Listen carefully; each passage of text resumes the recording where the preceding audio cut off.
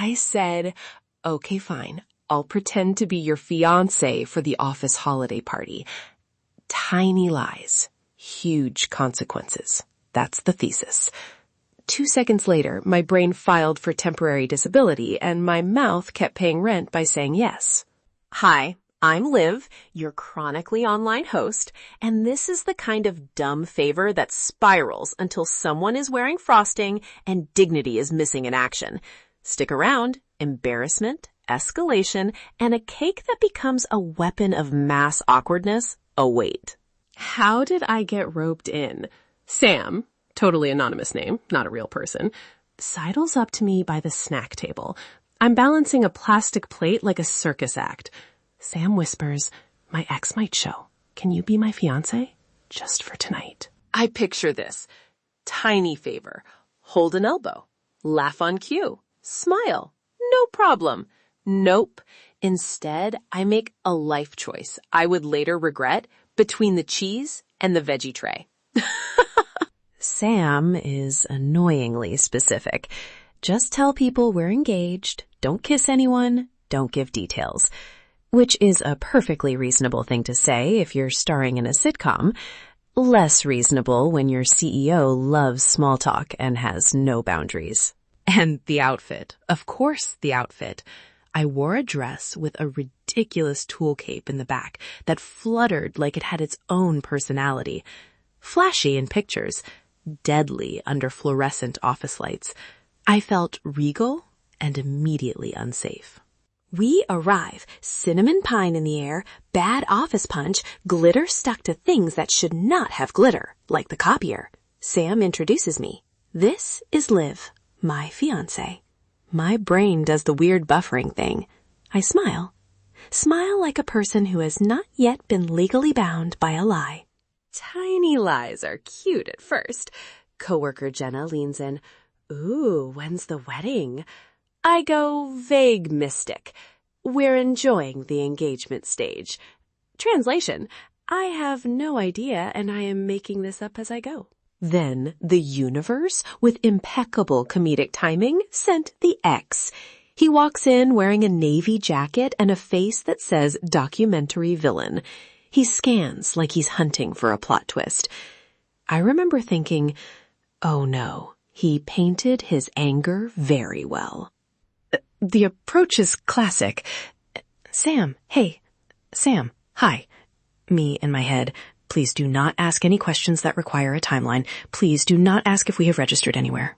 Instead, the ex lobbed a question that detonated small talk into theater. Sam, heroic panic, points to me. This is Liv, my fiancé. The room leans in like it's live TV. Someone behind us whispers, wait, really? I said nothing for approximately 18 seconds, which in awkward time, it's forever. And then HR appears. Of all nights, HR chooses to materialize an address with a clipboard like it's an intervention. Their face is professional concern.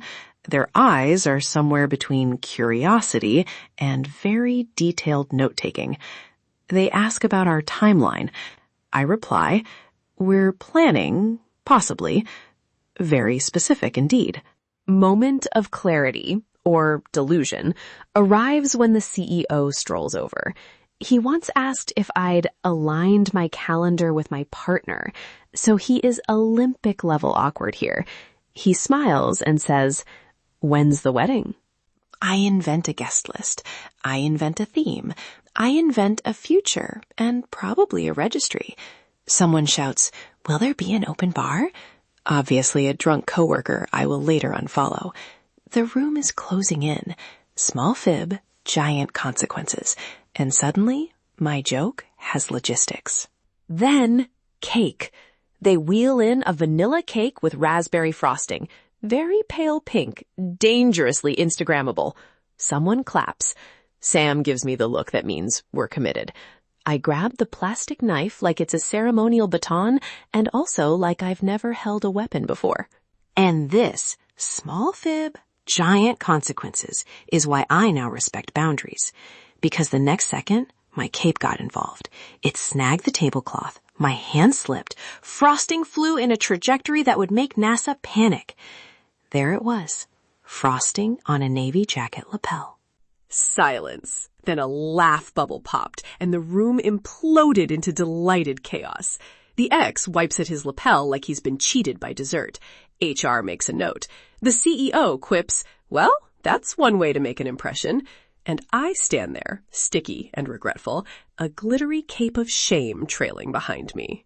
The next morning, Slack is a museum. DMs, "So when's the wedding?" Channel threads, "Wedding cake gifts." One earnest, "Did we catch this on camera?" And a triumphant marketing person posting wedding cake diff like it's content strategy. My notifications are a roast and a tribute all at once. Sam apologizes.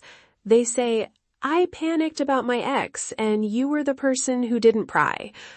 I accept the apology because I'm soft, but I also make a note. My dignity filed a formal complaint and is currently in HR purgatory. Okay, takeaways, which I will repeat so you remember. 1, tiny lies snowball. 2, boundaries are boring, but they save you from wearing other people's stories. 3, if you're gonna fake something, at least negotiate the wardrobe stipend. Also, micro rules. Ask yourself, is this a favor or a trap? Will there be questions from higher ups? Will HR show up in a dress and a clipboard? If the answer is maybe, say no. Learn my pain. Learn it with frosting on a navy jacket. If you have a workplace nightmare, please leave a review and tell me the story. I will read my favorites on the show, and we will all heal by laughing at each other from a safe distance. Imagine a thread of "remember when," and then insert your own chaotic memory. If today's episode made you laugh or made you feel slightly better about your own life choices, then my job here is officially done. Stay chaotic. Love live.